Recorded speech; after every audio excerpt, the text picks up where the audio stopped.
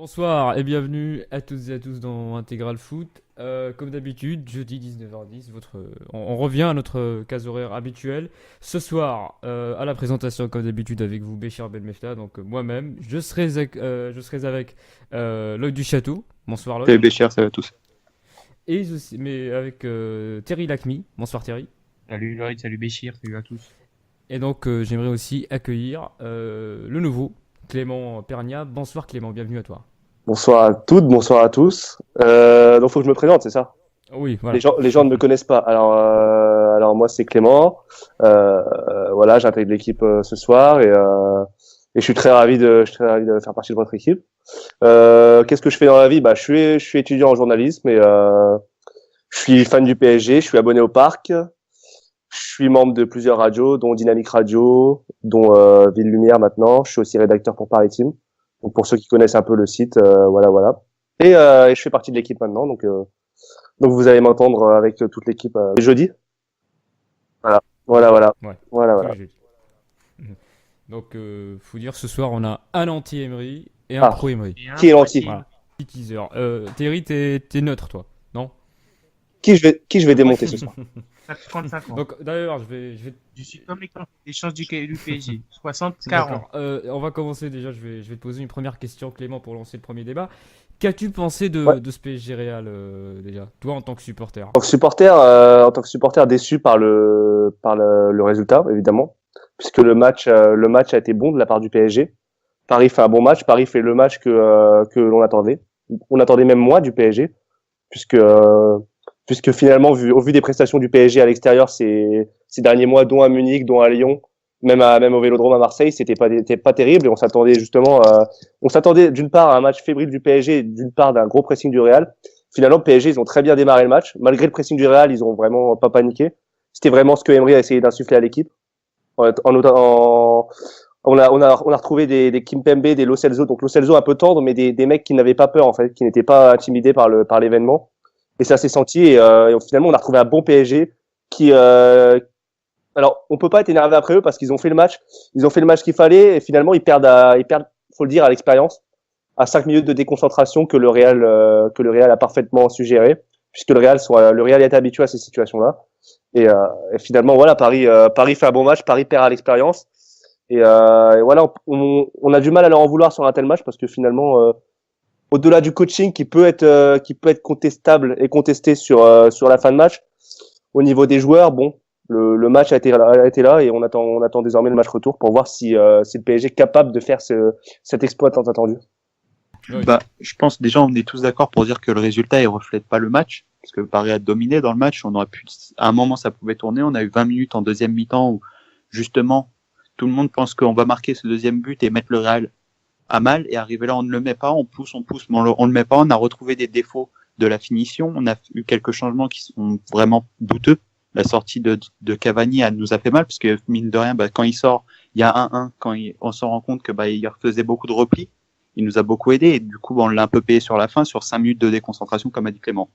Terry. Alors moi résumerai le match en un seul mot, roublardise et expérience, parce qu'on s'est rendu compte que le match du PSG a été très bon, par certains à-coups, avec le gros match d'Adrien Rabiot, les différences que faisait Neymar étaient très bien, mais qu'on manquait aussi d'expérience et qu'on manquait aussi de roublardise, parce que le Real a l'expérience avec les coups entre guillemets de génie ou le coup de vis de Cristiano Ronaldo pour le penalty, etc.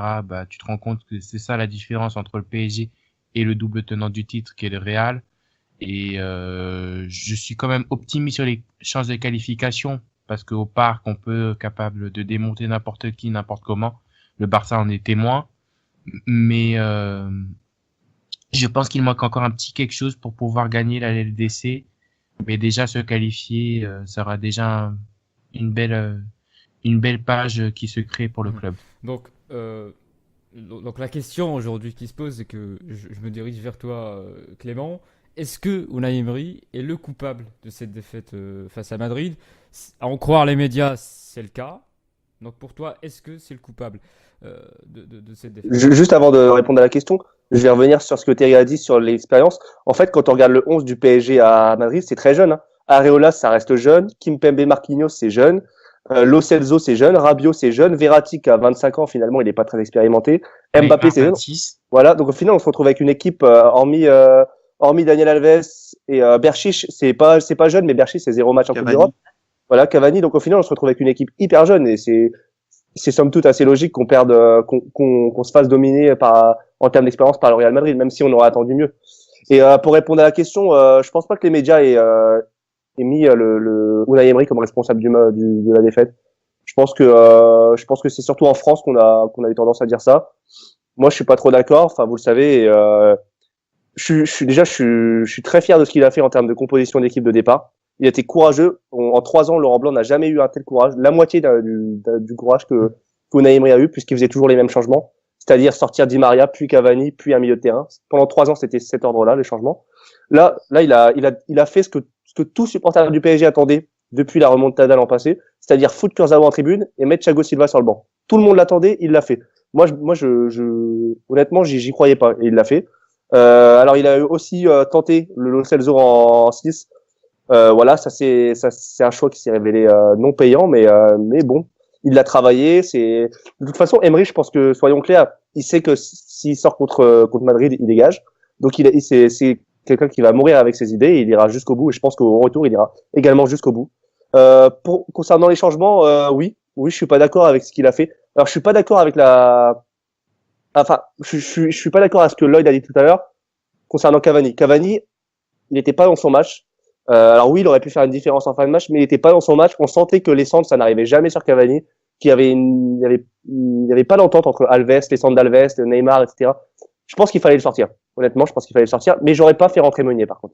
J'aurais fait rentrer Di Maria pour une seule bonne raison, c'est que Daniel Alves tenait son côté droit derrière. Alves, il a serré Ronaldo tout le match, que ce soit sur les coups de pied arrêtés.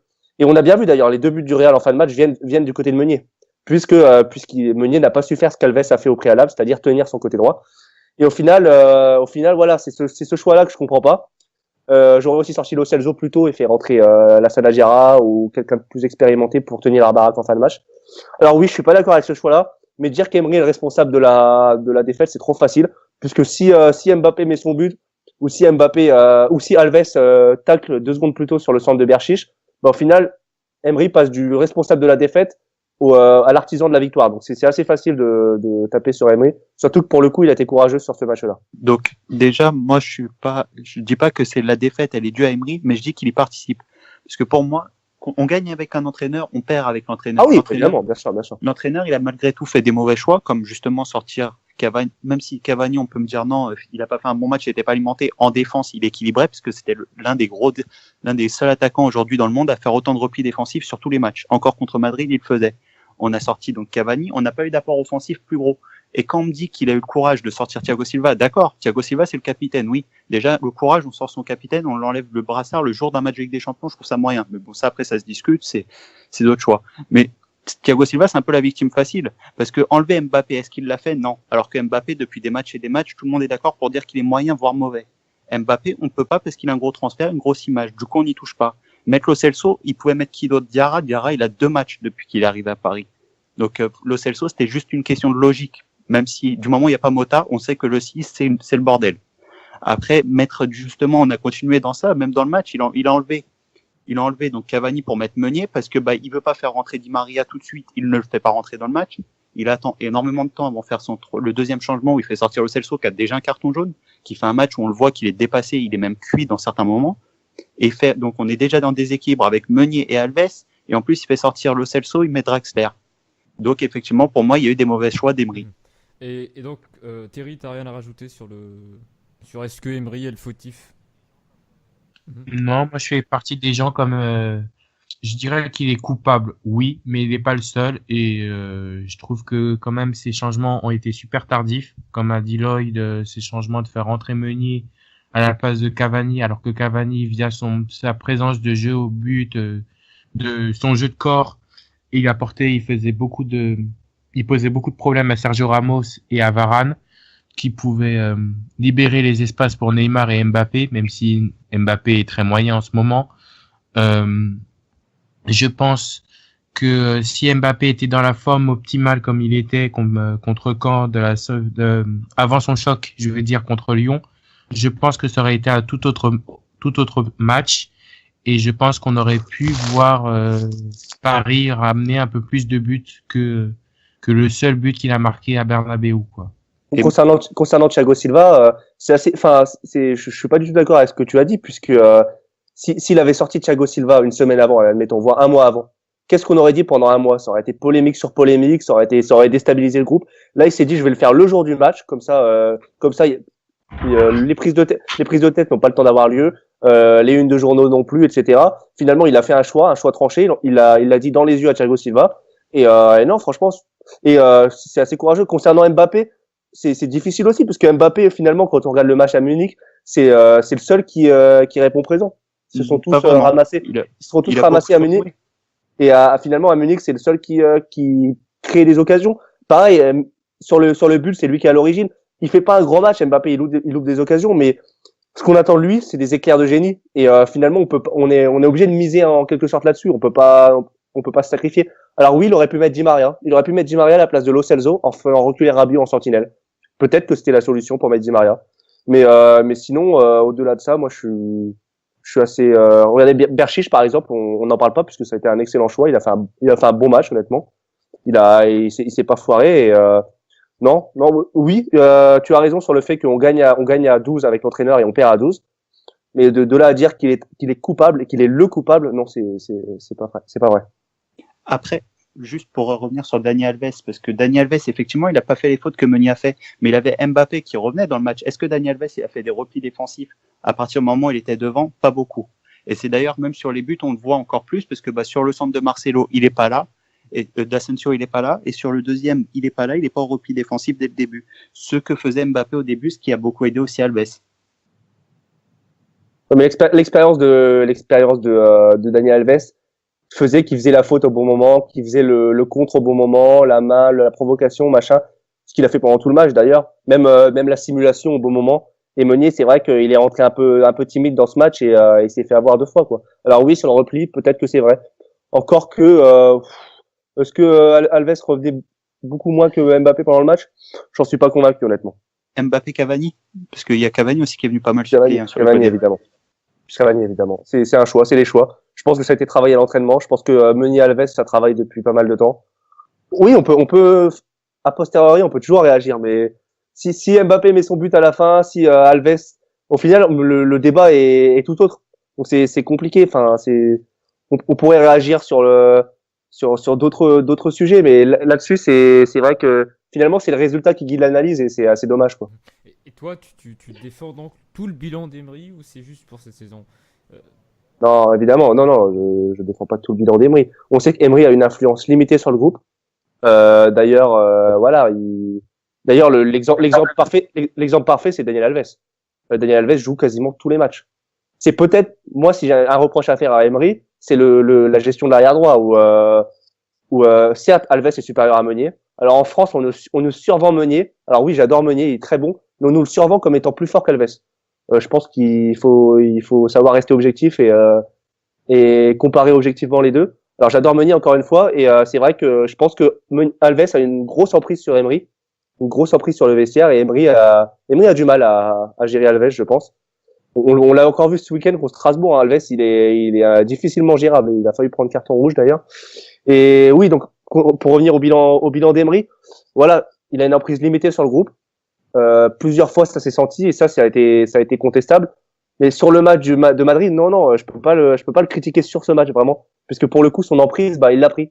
Il a fait son discours d'avant-match qu'on a tous lu, il a circulé, il a fait des choix forts. Et voilà, je trouve que depuis son alors sur le plan chiffré, c'est pas terrible puisqu'il a perdu le titre l'an passé. Voilà, il fait une saison de malade. Hein. Soyons honnêtes, le nombre de points du PSG l'année dernière est incroyable. C'est juste que Monaco fait une saison stratosphérique qu'ils ne feront probablement jamais. Donc au final, le PSG d'Emery de l'an passé sans le Monaco stratosphérique est champion tous les ans. Il fait un gros match contre Barcelone au match aller.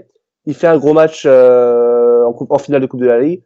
Alors oui, il y a toujours cette remontada qui entache son bilan. Il en est responsable comme au même titre que ses joueurs, puisqu'il n'a pas su leur insuffler. Voilà, je défends pas la totalité de son bilan, mais il a apporté quelque chose de nouveau, notamment sur le plan tactique et sur le plan de la mentalité à certains joueurs. Et je trouve que par rapport au traitement qu'a eu notamment son prédécesseur au PSG, c'est le lynchage là auquel on assiste et je trouve ça assez scandaleux. J'ai encore regardé un média il y a deux soirs là. Et c'était on attaquait même plus l'entraîneur, on attaquait la personne. Donc on attaquait son niveau de langue, on attaquait sa mentalité, on attaquait sa bonne foi. Ça devenait assez gênant et malaisant d'ailleurs. Donc, moi, je veux bien qu'on compare tout le temps à Laurent Blanc, parce que c'est Laurent Blanc qui était juste avant. Mais après, oui, Emery, il a été détesté par les médias français du moment où il est arrivé, ça a été honteux. Ça, on est tous d'accord. Je pense que tous les fans du Paris Saint-Germain le savent. D'ailleurs, il y a beaucoup de médias. Le média principal français est en train de se morfler, obligé aujourd'hui de se remettre derrière Paris parce qu'ils savent qu'ils sont en train de perdre un maximum d'auditeurs et de lecteurs. On peut le citer, l'équipe. Et après, donc, on peut me dire, oui, il a fait progresser des joueurs. Mais moi, quand je compare à Carlo Ancelotti, je suis désolé, Carlo Ancelotti, pour moi, il a fait un quart de finale où on peut battre le Barça, on n'en est pas loin de les faire. Il avait beaucoup moins de matériel. Il n'avait pas Neymar, il n'avait pas Cavani, il n'avait pas les joueurs qu'on a aujourd'hui. Et mine de rien, bah oui, pour moi, Emery, il n'a pas fait passer le cap qu'on attendait avec lui. Pour le moment, même s'il peut encore se qualifier, on l'espère tous. Bien sûr, oui, bah c'est une analyse objective que tu fais et tu as raison. Moi, j'analyse le travail de la personne, la mentalité de l'entraîneur, son travail, et je trouve que par rapport à ça, les analyses ne sont pas justes. Mais oui, après sur son bilan, tu as raison. De toute façon, le bilan, il est comptable, donc on peut tous on peut tous objectivement l'analyser. Mais après, voilà. Après, l'analyse du résultat ne doit pas occulter le reste, c'est-à-dire le jeu, c'est-à-dire la mentalité, les intentions tactiques, techniques, et c'est vrai que là-dessus, bon, Laurent Blanc, qu'est-ce qu'il a fait en fait au PSG, puisqu'on finalement Laurent Blanc, c'est tout ce qu'on a perdu 3 ans avec lui. Si on est honnête, on le sait tous. Voilà. Par contre, si on compare à ce qu'on a eu avant Carlo Ancelotti, qui est un grand entraîneur, parce que Carlo Ancelotti, bien sûr. Parce que moi je compare à l'ère Carlo Ancelotti. J'ai pas voulu comparer à Laurent Blanc parce que Laurent Blanc c'est la comparaison facile de ce qui a été raté. C'est de se dire que Laurent Blanc, moi je le dis honnêtement, Laurent Blanc nous a perdu 3 ans dans le projet PSG. Par contre, si on compare à Carlo Ancelotti, la dernière saison où il a moins de matériel, il fait sortir Verratti, mine de rien, on découvre Verratti énorme. On découvre des joueurs qui n'avaient pas un gros niveau et qui se soudent dans l'équipe de Paris et qui deviennent des très bons joueurs.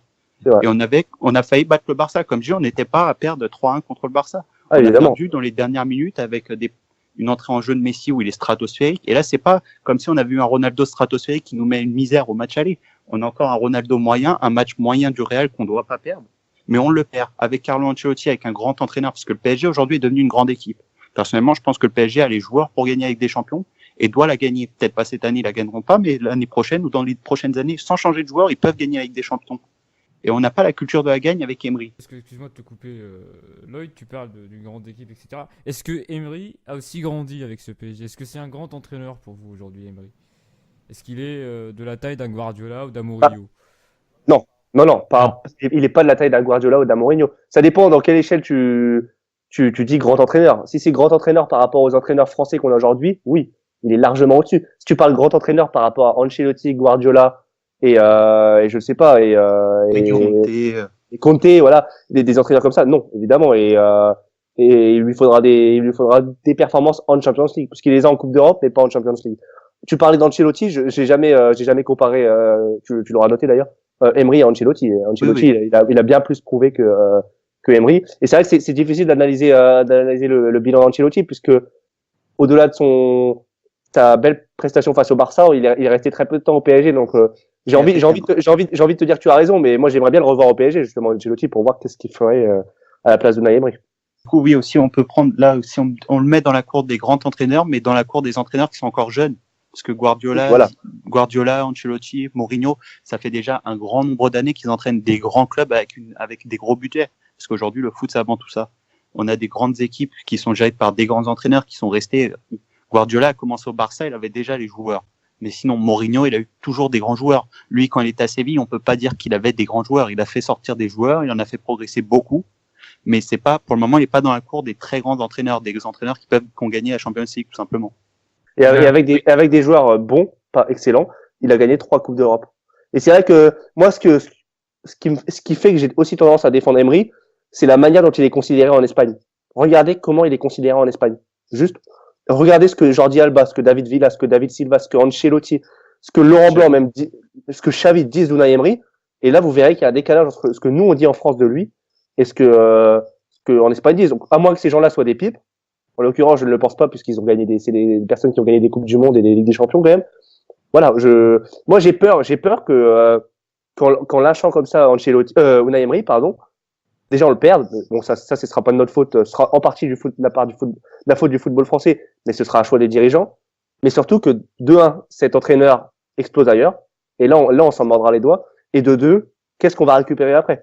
Si c'est pour récupérer un Mourinho, je suis très sceptique, hein. Très très sceptique. Après, je pense que Paris cet été, on est tous d'accord pour dire, parce que il y a eu l'ère Ibra, mais l'ère Ibra c'était un début d'ère du PSG qatari. Mais on peut tous se dire que cet été on a recruté les meilleurs joueurs possibles. Messi ne bougeant pas, Ronaldo ne bougeant pas. Ronaldo, j'ai des doutes sur le fait qu'il quitte un jour le Real Madrid, et Messi le fait qu'il quitte un jour le Barça. On a recruté les meilleurs joueurs. Est-ce que on a le meilleur entraîneur? Non. Je pense que là-dessus, voilà, on l'a dit, il lui reste encore beaucoup à prouver. Si on n'arrive pas à attirer un grand entraîneur avec les joueurs qu'on a, c'est inquiétant, puisque Manchester City l'a fait en attirant Guardiola, en ayant eu des périodes où justement ils ont eu des entraîneurs moyens, mais qui les ont fait progresser. On a activé cet été l'ère QSI 2, on peut le dire, on est dans un nouveau projet. On a les joueurs qu'il faut, on a Neymar, Mbappé, on a des très bons jeunes. Et aujourd'hui, il va falloir ramener un très grand entraîneur qui peut les faire progresser, mais en même temps en gardant les très bons joueurs qu'on a, et en les motivant à aller chercher la victoire, à aller chercher la Ligue des Champions, parce que c'est la seule chose qui reste à gagner. C'est pas une Coupe de la Ligue ou une Coupe de France qui a changé. Ouais, juste un dernier mot. Tu dis on a recruté les meilleurs joueurs. Oui et non. On a recruté les meilleurs attaquants. Oui. Les meilleurs joueurs. Il nous manque un gardien. Objectivement, il nous manque un arrière gauche. Il nous manque un 6. Est-ce que n'importe quel entraîneur pourrait gagner avec des champions avec de telles failles? On peut parler de failles.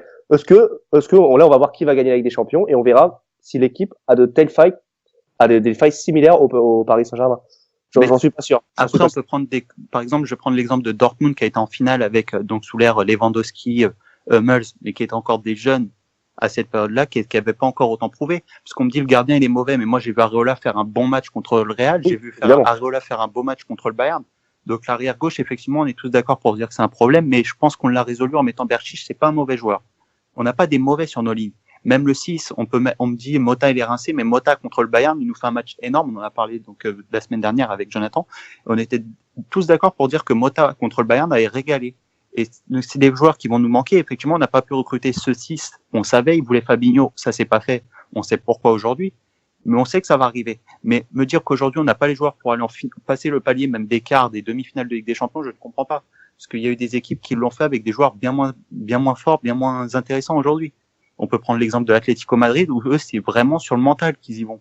Nous, on n'a pas les joueurs qui ont le mental de la gagne, je pense. En ce qui concerne, vous avez parlé de Guardiola. Guardiola, la première année à City, c'était un échec l'année dernière. À Paris, on peut aussi dire que l'année dernière, c'était un échec. On nous parlait d'une année de transition. Donc, cette année, on pensait que, comme à Manchester City, c'est ce qui s'est passé. Là, ils sont au top. On pensait que Paris allait être surpuissante. Je dis pas qu'on n'est pas fort cette saison.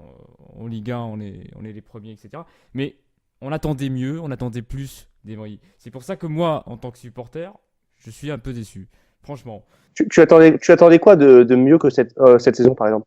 En retirant le match contre le Real.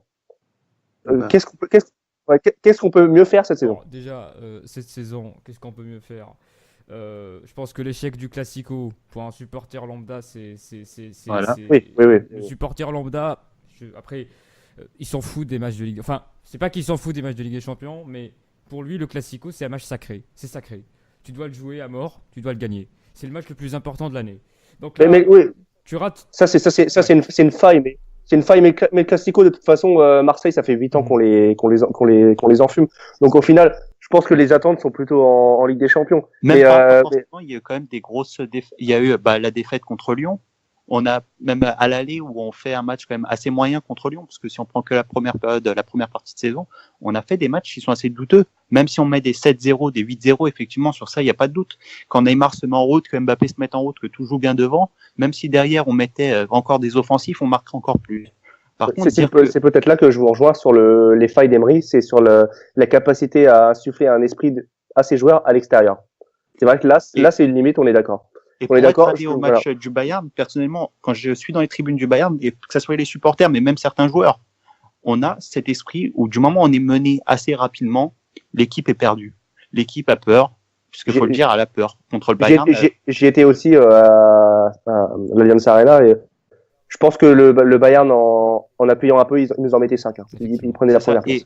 pour avoir, je sais pas, donc dans les tribunes, j'ai entendu, mais beaucoup de supporters le dire. Quand on est mené 2-0, on se dit, on va être deuxième. Parce qu'on a cette peur de la remontada. On a encore ces échecs-là en tête, on l'aura à vie. Tant qu'il y aura Emery, de toute façon, certains ils l'auront encore en tête et auront ce mot-là en tête. Même si c'est pas lui le responsable. C'est pour ça que le choix de virer des joueurs qui ont justement participé à cette remontada, c'est-à-dire Silva et Kurzawa, notamment en défense, j'ai trouvé ça judicieux, personnellement.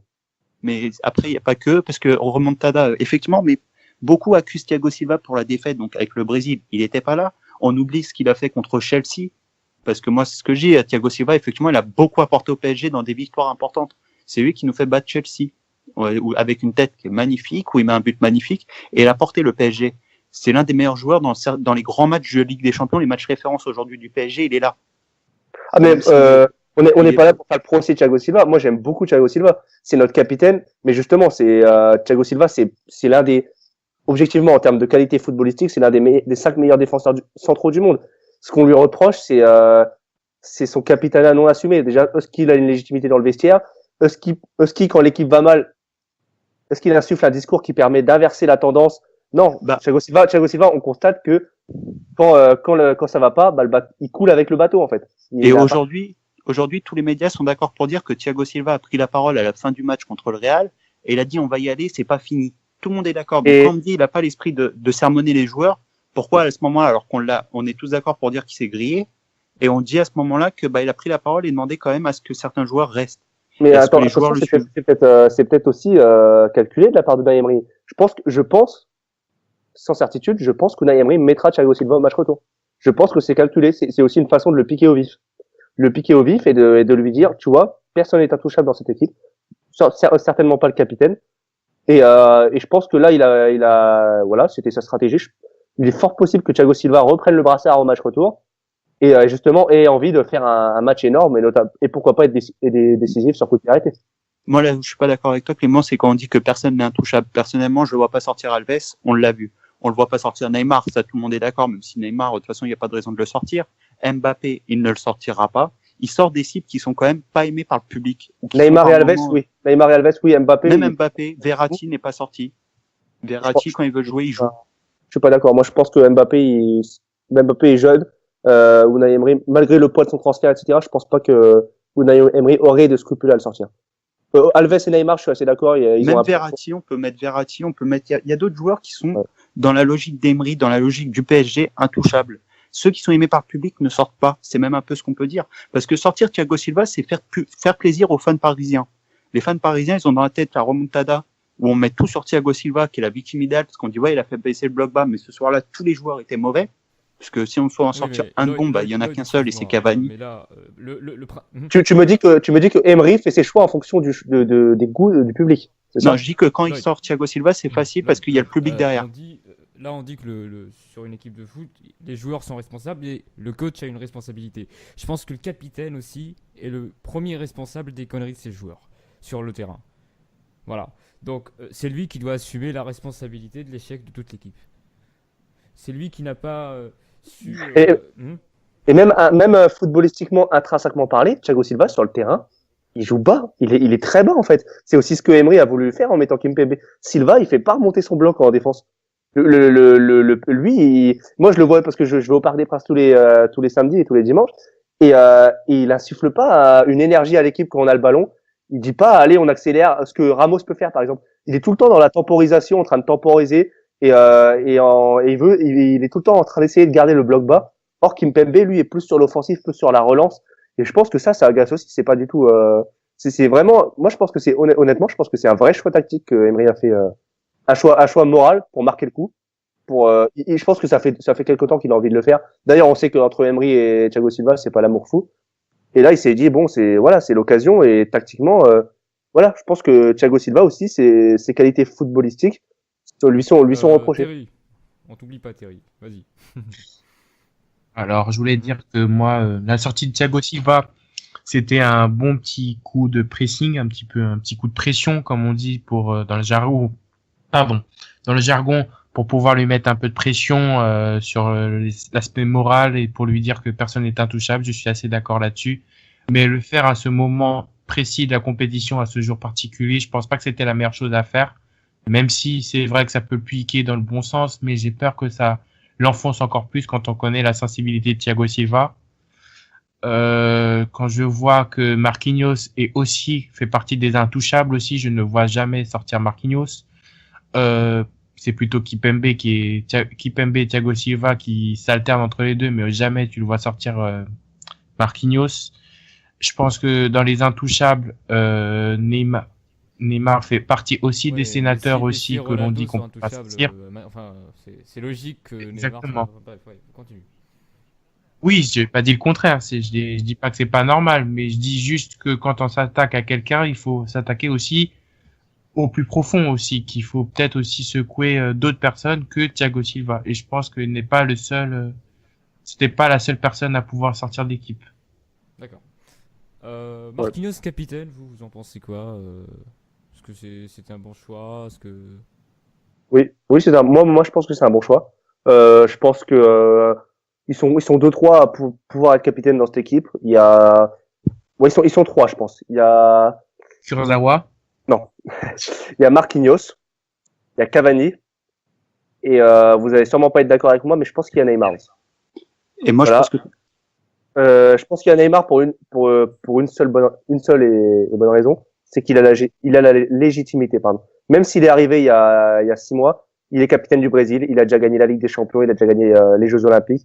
Finalement, il arrive comme la figure star et la figure emblématique du nouveau projet entre guillemets PSG.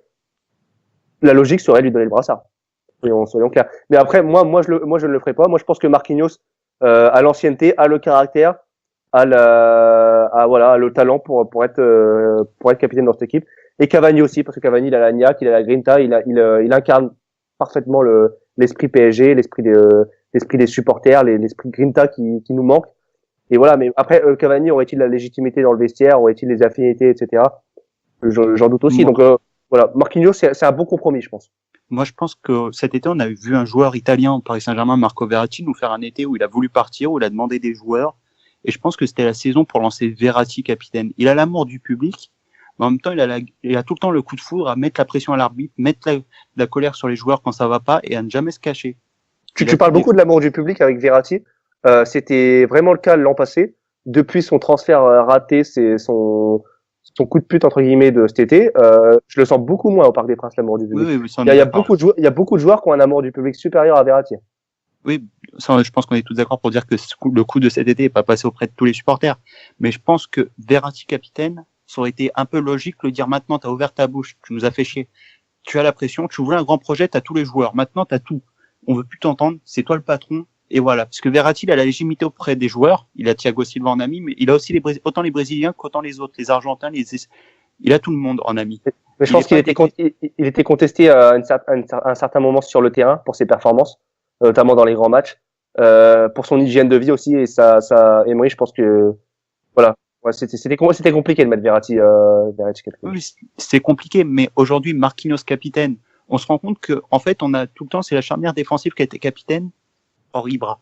Mais sinon, on a souvent eu les deux. Ça a souvent été notre défense qui a été capitaine. Avant, il y a eu Alex, il y a eu Maxwell, il y a eu Thiago Silva, et on n'a jamais eu cette personne un peu plus haute sur le terrain qui a en même temps l'envie d'aller voir les arbitres, leur mettre la pression, parce que on s'est encore rendu compte qu'on a personne qui parle aux arbitres, ou quand on en parle, on se fait moucher, mais on n'est jamais écouté. Marco Verratti serait la meilleure personne pour aller parler aux arbitres. Enfin.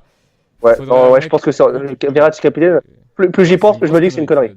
Parce que c'est pas un mec qui va toujours parler aux arbitres que c'est le meilleur choix, quoi. En fait, c'est pas Verratti, la diplomatie, c'est pas trop ça, quoi. Donc, mais tu parlais d'aller parler aux arbitres. Tu as raison, et ça rejoint ce que je disais tout à l'heure par rapport à la jeunesse de l'effectif. Et on perd aussi là-dessus à Madrid. Hein. On perd sur l'expérience et on perd sur un mec. On n'a pas un chien de la casse qui va mettre la pression sur l'arbitre comme Ramos le fait pendant 1h30. Et ce que j'ai dit justement. Voilà, il nous manque Ramos, parce que on prend tous les capitaines aujourd'hui dans les grands clubs, c'est quand même des grandes gueules. Parce que si on me dit qu'il y a Ramos, on l'entend pas auprès de l'arbitre, on l'a vu pleurer pendant tout le match. On a vu même à Barcelone des Messi capables d'aller engueuler l'arbitre, parce que Messi on n'en parle pas, mais avec l'arbitre c'est non-stop. On a Piqué, c'est non-stop pour Barcelone. Et dans tous les clubs, c'est que des grandes gueules. Nous, à chaque fois qu'on met un capitaine, c'est le gentillet sur le terrain qu'on n'entend pas. On se plaint de l'arbitre en permanence après des matchs comme ça où, effectivement, c'est pas lui qui nous fait perdre le match, mais c'est lui qui donne des petits détails en plus pour le perdre. Et on n'a jamais eu le courage de mettre une grande gueule. On a eu Mota, pourquoi on n'a jamais mis Mota en capitaine et prêt à mettre la pression à l'arbitre? On n'a pas la mentalité, même comme je dis, les Italiens ont cette mentalité-là, de quémander, d'aller réclamer en permanence, même quand ils ont tort, ils réclament. Nous, au PSG, on ne l'a pas. Si tu Et veux dans le tous mettre les comme autres ça, clubs, tu ils l'ont. mets Dani Alves, mais après, je suis pas d'accord avec cette logique. Et je pense que tout ce qui concerne l'arbitrage, c'est qu'un détail. Il faut se concentrer sur le foot, mais les ballons en font défiler, et puis on s'en fout de l'arbitrage. Franchement, faut arrêter avec ça. Pour moi, c'est un fou problème. Pour moi, c'est logique. Sur tous les invités qu'on a eus, ils le disent. C'est normal que Paris soit désavantagé.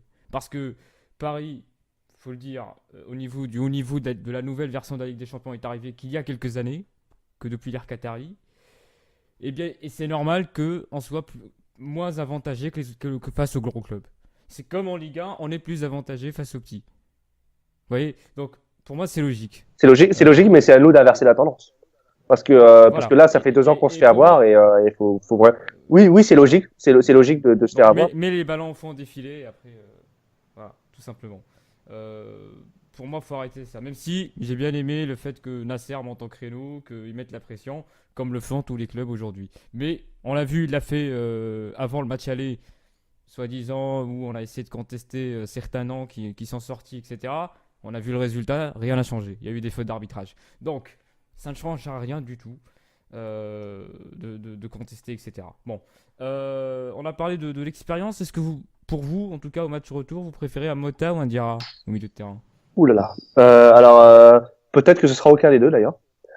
Peut-être que ce sera aucun des deux parce que on a 2 buts à remonter. Et moi, j'exclus pas un milieu de terrain Rabiot, Verratti, Di Maria. Et je pense qu'il faut marquer de toute façon, il faut attaquer, il faut presser. Et, voilà, je pense que ce serait le milieu à mettre. Ensuite, s'il faut choisir entre Diarra et Mota, est-ce que Mota va être en jambes? Là, Diarra, il se prépare depuis 2-3 semaines. Il va peut-être arriver à son pic de forme dans 2 semaines justement. Mota, j'ai des doutes. Hein, Mota, ça va. Même si j'adore Mota, même s'il connaît l'équipe par cœur, voilà, j'ai un peu de doute. Donc une petite pièce sur Diarra quand même. Moi, j'espère donc le milieu à 3, Rabiot, Di Maria, Verratti. Et après, donc, à choisir entre Mota et Diarra, je prends quand même Mota. Parce que même si Mota, on me dit, il court plus, il marche sur le terrain, contre Munich au Parc des Princes, c'est lui qui régule le milieu. Il a ses habitudes. Diarra, il n'est pas encore intégré dans le milieu. Et là, il aura des matchs. Donc, effectivement, il a les 2 contre Marseille qui peuvent lui servir de baromètre. Mais en même temps, si dans un de ces 2 matchs-là, on se rend compte qu'il est cuit ou qu'il n'est pas au niveau actuellement, parce qu'on parle, mais à Marseille, c'était que la Ligue 1, et il a fait 7 mois, 8 mois. Il n'a pas encore prouvé ces dernières années, même il n'a pas encore beaucoup joué cette année, pour arriver et dire, voilà, je viens et viens en patron. Pour le moment, on l'a vu même actuellement, il n'est pas au top de sa forme. Dans ce qu'on a vu actuellement de Diarra, est-ce qu'il a 90 minutes? Je suis pas plus sûr que Thiago Motta en ait autant. S'il est en forme, Mota. Sinon Diarra. Terry. Alors moi, ça serait à choisir entre les deux. Je choisirais plutôt Mota pour le côté expérience, pour le côté vice du truc. Mais si je devais choisir un milieu, je ferais un milieu Verratti en pointe basse avec Rabiot et Di Maria, parce que je trouve que c'est la meilleure solution qui allie construction technique et offensivité, parce que nous n'oublions pas, comme a dit Lloyd, que nous avons 2 buts à remarquer et qu'il faut mettre toutes les forces dans la bataille et que il faudra être fort. Mais je me dis qu'un Mota peut faire dégoupiller un Cristiano, ça peut être marrant, donc je choisirais plutôt Mota, moi. Puis, je pense aussi, on peut rajouter le critère, va falloir attendre de voir qui va se présenter avec Madrid. Puisque là, Madrid, on voit qu'en ce moment, ils ont quelques pépins physiques. Mais il faudra voir qui mettront au milieu. Et Modric. Ouais, ça sera ça, ouais. Et Modric. C'est pas sûr encore. Parce que s'ils viennent avec Asensio en mode ultra offensif, effectivement, il va falloir mettre plutôt un Rabiot et Di Maria, parce que il faudra plus de vitesse, plus d'énergie, ou un Diarra, que un Mota. Par contre, s'ils viennent avec un milieu à Casemiro, parce que aujourd'hui, on a aussi l'incertitude du côté de Madrid. C'est ça aussi qu'il faut attendre et voir ce qu'ils vont présenter. Il perd quand même Carvajal, quand même, le Real. Donc pour vous, c'est possible de se qualifier aujourd'hui. Les qualifications est encore possible. J'espère bien que c'est possible. C'est possible, ça va être extrêmement compliqué parce que oui, on est capable de mettre 2 buts, mais moi, ce qui me fait peur, c'est que le Real maîtrise parfaitement ces situations-là. Ils ont l'expérience, ils vont réussir à faire tourner, à peut-être nous mettre le coup de poignard quand il faut, et c'est de ça que j'ai peur. Après, du PSG, j'ai confiance. Enfin, j'espère avoir raison d'avoir confiance. Et j'espère qu'ils vont mettre un gros pressing d'entrée, que ça va être des guerriers, quoi. Et ils seront, comme Emery a 12, comme Emery a dit, pardon, justement, ils seront pas 11, ils seront 12, ils seront 13, parce que ça va être une dinguerie en tribune. Ça va être impressionnant. De l'hôtel au stade, faut que ce soit hallucinant. Et ça, j'espère que ça va les surmotiver, les mecs. Moi, je pense que oui, on peut se qualifier. Après, c'est la première fois depuis un bon nombre d'années où on se retrouve dans la position du chasseur et non du chassé. À chaque fois que Paris a joué en ayant le match aller avec la victoire, on s'est retrouvé à se prendre des défaites. À Chelsea, l'an dernier contre Barcelone. Cette année, on est dans la position du chasseur. Et la position du chasseur est préférable pour Paris que la position du chassé. Même si c'est Madrid, même s'il y a 2 buts à remonter, on aura la fougue, on aura le public avec derrière les joueurs et ils seront sûrement plus motivés que s'ils avaient fait 4-0 à l'aller où justement ils seraient encore bloqués. On a vécu déjà des matchs comme ça. Aujourd'hui, Paris sont meilleurs en chasseur qu'en chassé. Effectivement. Alors, va falloir allier pressing, grinta et avec solidité défensive parce que c'est pareil, ils vont avoir des occasions. Il va falloir être au taquet devant, mais redescendre. Ça va être un match terrible pour Paris. Hein. Il va falloir vraiment être à 300% pour sortir le Real. Après, c'est le match de la saison aussi. C'est ça. Je pense que... Et d'ailleurs, je pense qu'on a ramené des Neymar, des Mbappé pour ce genre de match. Pas pour... Enfin, voilà. Thierry. Oui, je pense que l'exploit est toujours possible, que avec un parc en fusion, c'est toujours possible d'éliminer le Real. Parce que, comme a dit Lloyd, la position du chassé, c'est pas évident, mais la position du chasseur, c'est encore mieux, parce que on aura le couteau entre les dents, on aura le public derrière nous, et j'ai foi en mon équipe, et je pense qu'on peut se qualifier et qu'on va le faire. Petite dernière question pour conclure. Dimanche, le Classico. Est-ce que vous pensez que Marseille peut nous inquiéter ou est-ce que ça va être tranquille? Clément. Ça dépend toujours du PSG. Hein. De toute façon, moi je pense pas. Je pense que le PSG là ils se sont mis dans une opération remobilisation du match à Strasbourg jusqu'au match de Madrid. Et je pense pas qu'ils laisseront de chance à Marseille. Surtout qu'ils ont la volonté de laver l'affront du match aller. Notamment Neymar qui s'est fait expulser là-bas au Vélodrome.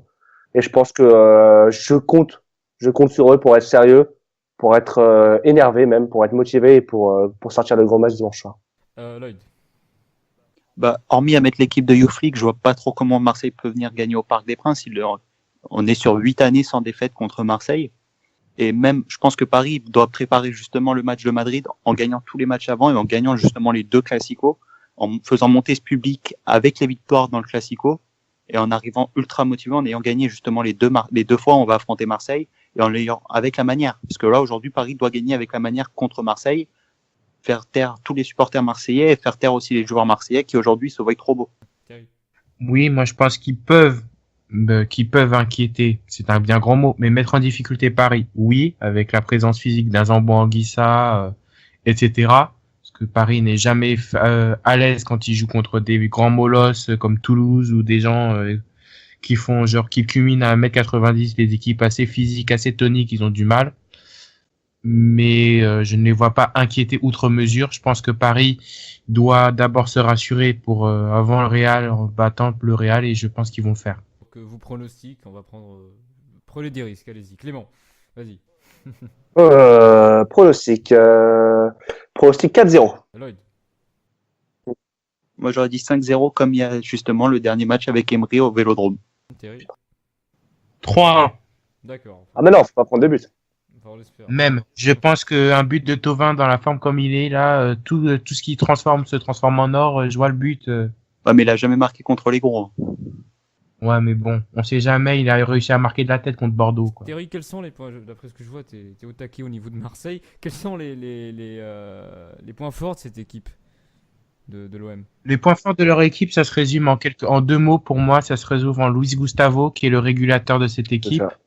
Et l'aspect physique et l'aspect technique d'un Morgan Sanson, le milieu en fait, c'est ça le point fort de l'OM, parce que c'est un milieu à la fois travailleur, à la fois bien bosseur, besogneux, entre Gustavo, Zamboanguissa, Sanson, qui remonte vite les balles vers Payet et Thauvin, qui débordent et puis ensuite qui sentent pour Germain, généralement au premier poteau, qui arrive à couper, voilà quoi. Après, t'as toujours l'expérience d'un Adil Rami qui fera qui peut te sortir le match de sa vie comme jamais, mais les points faibles, si je devais les citer à l'OM, ils sont sur le banc, quoi. C'est Abdenour, les gens comme ça qui ont une caravane et tout, ou les supporters comme Mohamed Denis. Non, pardon, ça c'est un côté troll, ça. D'accord. En tout cas, pour faire la petite promo pour conclure cette émission, exceptionnellement, donc samedi, donc dans 2 jours à peine, on va faire un petit avant-match avec le rédacteur en chef du Phocéen, Romain Canuti, qui sera avec nous. Et avec donc, avec Xavier Lolland. Qu'est-ce que tu as dit? J'ai pas entendu. J'ai dit, est-ce qu'on pourra le siffler vu que c'est un Marseillais? Non, on respecte tous nos invités, Thierry. Je rigole, Ça sera- je rigole. Non, on lui fournira un maillot parisien. C'est ça. Tu as le droit de l'insulter, mais pas de le siffler. par contre. Donc voilà, pour être, on va dire, neutre. Voilà, Et quoi qu'il arrive. Par on contre, essaie tu avais demandé une prédiction. Mhm. Tu nous as demandé de pronostiquer, Oui. mais on peut aussi pronostiquer que Thauvin va faire la même chose que ce que Neymar a fait au Vélodrome et péter les plombs au Parc des Princes. Parce que je pense qu'il va être bien accueilli. Enfin, Ah, d'accord, bon, on verra. On verra en tout cas. Merci à vous. Déjà, Merci à toi. Clément, merci à Toi. toi et bienvenue à toi Mhm. dans la famille Ville Lumière. Ouais, bah merci à vous pour l'accueil, en tout cas, c'est super. Il était super et c'est très gentil de votre part. L'œil du château, merci encore une fois à toi. Merci à toi, Béchir, merci à Clément. Thierry Lacmy, merci. Merci, Béchir. Quant à nous, on se retrouve samedi, dans 2 jours à peine, pour parler du Classico PSG-OM. Je vous dis, je vous souhaite une bonne soirée et à samedi. La concurrence. Ah oui, oui. La concurrence. Ah, la concurrence. La concurrence. Ah oui, oui. La concurrence. Ah, la concurrence. Qui est mieux?